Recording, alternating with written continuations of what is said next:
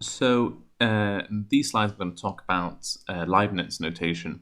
So basically, it's very similar to what we've seen before. It's just a form of geometric notation where this delta x here represents a small change in x, and delta y represents a small change in y.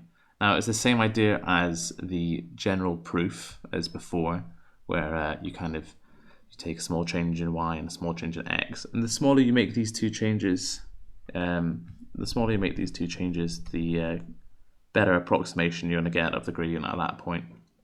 But it's kind of just to tell you about the notation. So basically, they're saying that a small change in y over x as x approaches 0 is the same as f dash x. It's just another way of writing the derivative, but this is often written like this, with dy over dx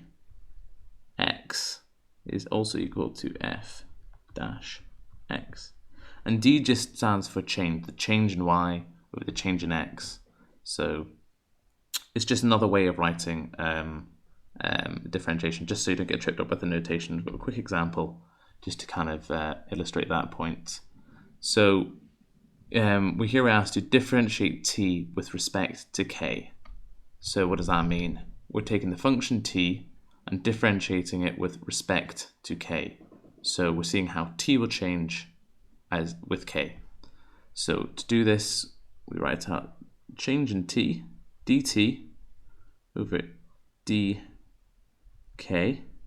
equals, so 30kx differentiated, so it's 3 times 30. 3 times 30 k, 3 minus 1 is 2, minus 2 times k, 2 times k, 2 minus 1 is 1, so that's just the same. So our final answer is 90k squared minus 2k. So the thing to really remember is, when you get an equation that isn't in the form of y and x, to understand what the correct way to differentiate it is. So differentiate t.